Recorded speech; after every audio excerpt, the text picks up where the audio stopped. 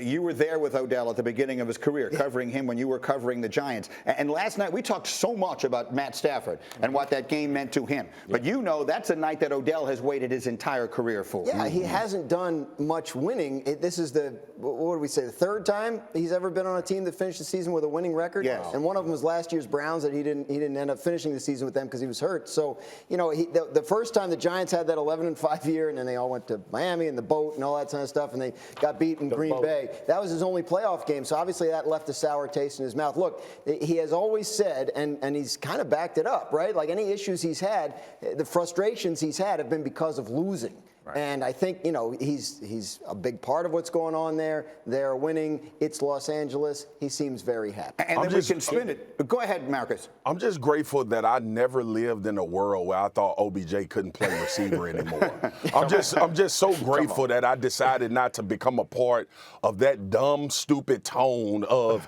well, is he the guy? Is he still able to make plays? Well, like I said, G, when we had this conversation, a lot of those Hall of Fame receivers, their quarterbacks' jerseys are hanging up right next to them. Amen. That's right. And so he goes on, and they go on to Tampa next week. And it's a 3-point game, according to Caesars here, which essentially says Vegas thinks this is an even matchup, and you give the Bucs 3 points for being at home. I mentioned that the Rams beat them earlier this year. But I keep coming back to this, Jeff, and that is that in a world in which there's only one bye, the Buccaneers having to play last week might wind up being critical. Not that they were ever in any real danger of losing to Philly, but getting injuries on their offensive line with these guys coming to town, I can't think of a worse scenario. Game of attrition, right? We talk about it all the time. The 17 games were concerning, and now no bye. So now you have to go play this game, and we know Tom Brady does not come out. He wants to play every snap. Well, now your center's banged up. Jensen's hurt with a sprained ankle, and Wirfs probably won't play. And if he does, I'm not sure how productive he'll be. By the way, when they played him the first time without Von Miller, they harassed him 16 times, they hit him, and they sacked him 3 times. That is, when you talk about the Tampa Bay Buccaneers, and 2,000 yards of production has not been on the field in the last few weeks with injuries and guys getting fired. That's a big deal because that front 5 has played together more than anybody else in the NFL for 2 years. They have given Tom Brady comfort. When that comfort goes away, you will definitely have a shot at beating Tampa. There was a moment in time when we thought the Rams were the best team in the NFL. Now, that feels like a very long time ago.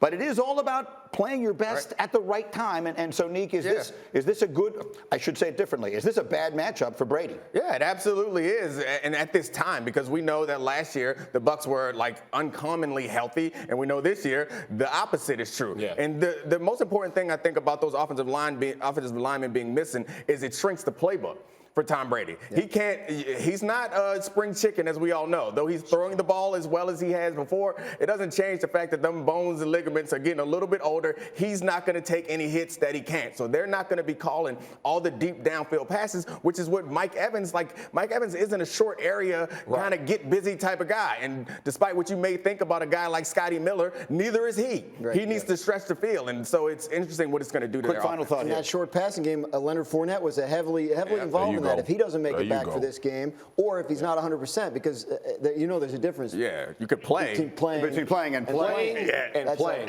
Scotty Miller, Marcus, that's an inside joke from hour number 1. We'll catch you up. Thank you for watching ESPN on YouTube. For live streaming sports and premium content, subscribe to ESPN+.